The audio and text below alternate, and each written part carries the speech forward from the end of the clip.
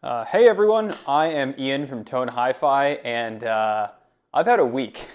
So if you've been following along at all, you'll know that about 2 weeks ago I picked up a Honda Navi that was not running, which I was rebuilding because it had a blown crankshaft. Had a couple of little issues putting it together, but I got it reassembled in about a day, and it ran. By the time I finished, it was pretty late, so I waited till the next day to reassemble everything and take it for a quick test drive. I rode it up and down the street, just taking it really easy to make sure that everything was good. And then when I was on the way back, I went to accelerate a little bit and the engine died. Just completely shut off, would not turn back on. I checked the really dumb, simple things like if I had the petcock set to off, or if the tube for the spark plug popped off. That's happened to me before. But it wasn't anything like that. It didn't seem like a simple issue. So I ended up tearing back into the engine, figuring something must have gone wrong. And as I was looking at the engine, everything seems to be fine. There was no catastrophic issues that I could tell, and I was digging through it, making sure that I had the timing adjusted right. Nothing was obvious that was leaping out to me. So I ended up rebuilding the top end of the engine around 5 more times. And that's when I finally made 2 very interesting discoveries. Number one, it looked like the fan had come loose from the engine fan. I've got a spare part here and then the old cover. And so normally this goes in here like this on the side of the bike. And I could tell that it was sort of at an angle, so it wasn't able to spin freely. Opened up the side cover to take a closer look, and I noticed that the entire flywheel had actually come up. It wasn't just the fan, but the flywheel had popped off at some point. I reconnected that and everything seemed like it was fine. It didn't seem like there was anything that had been damaged. And then I moved back over to the engine, checking that, making sure everything was right, and finally, a friend, Chris, encouraged me to do a compression test. Engines need to be able to hold a lot of pressure because they're basically air pumps. When I went to do the compression test, I figured that something must have been wrong because my gauge was just staying at 0, completely 0. This engine, when it is warmed up and running, you should see compression numbers around 120 psi. So 120 psi is what it should be, 0 is what I had. So just being real, that means that I had either put things together completely wrong, so I wasn't seeing any compression, or one of the components in the engine was catastrophically damaged and I would have to replace whatever it was once I found what that was. I was ripping my hair out because I could not find anything. Something that I finally noticed when I used an endoscope, a little camera on a stick, sticking that through the spark plug hole, was that I had followed all of the instructions in the shop manual to a T, but things looked very wrong. Getting the timing right in an engine is extremely important.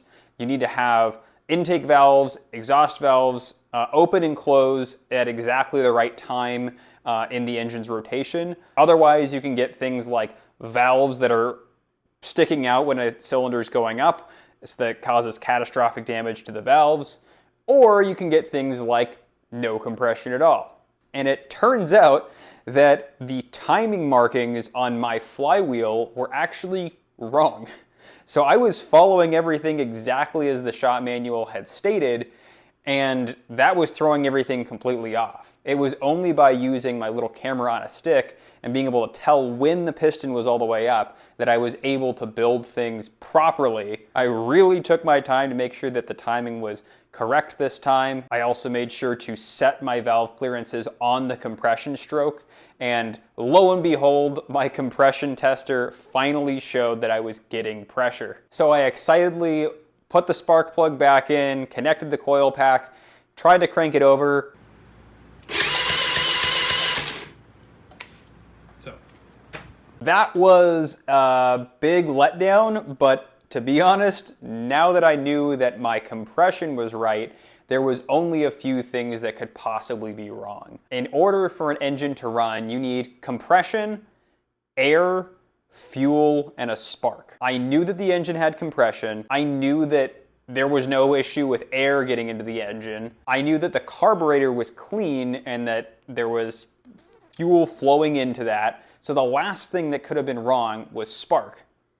This got a little bit weird though, because I had already tested the spark plug and the ignition coil to make sure that I was getting a spark when the engine was cranking. But the devil is in the details, because you don't just need a spark for an engine to be able to run. You need a spark that goes off at a very specific time. Just like the valve timing, everything needs to be in perfect alignment. The same thing is true for the spark. So at this point, I'm kind of recalibrating and thinking to myself, okay, so when I rebuilt this engine, it did run and it didn't have any issues until it stopped. And what must have happened when the engine stopped running was that flywheel must have come loose, and that must have caused some issue. The whole fussing around with the engine, trying to figure out problems there, was not the core of the problem. Even though everything looked totally fine when I took the flywheel nut off to ensure that nothing looked damaged, I had to dig a little bit deeper. It turned out that the main cause of my problem was something called a Woodruff key. A Woodruff key goes on the crankshaft and it allows everything to slide in so that the timing is completely perfect.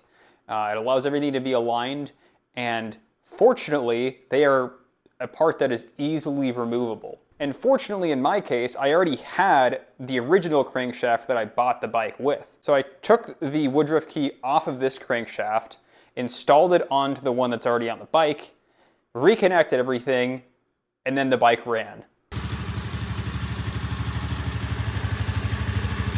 Now, I wanted to make this video to be really honest about some of the mistakes that I made, and if this helps anyone else not spend a week trying to find some problem that seems impossible to pin down. The difficult truth about this whole thing is I could have saved myself several days in trying to diagnose and figure out what was wrong with my bike if I had just torqued down the flywheel properly the first time. Somewhere in my haste of reassembling everything, I didn't make sure that this part was tight enough. And I think it's really important to share, because when people do work on their scooters, and this is a scooter powertrain, let's be honest, pretty much everybody will take an impact wrench and put it on drive and just let it go for a few seconds to make sure that that nut is tight. But that doesn't really work because the whole thing spins. You are spinning the engine when you're doing that, and you can't really get it down tight enough. It's really, really important that you get a sprocket holder and make sure that you torque that down properly. And that goes for every single part of the engine too.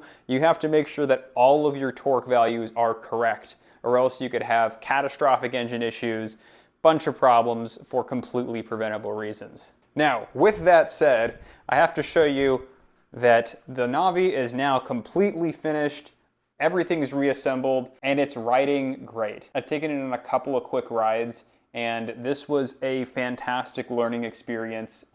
These bikes are a blast, and I'll definitely be making a couple more videos just about this bike. These things are really easy to modify and learn on, and I'm super glad that I picked one of these up. With that said, I'm Ian from Tone Hi-Fi, and I'll see you guys soon.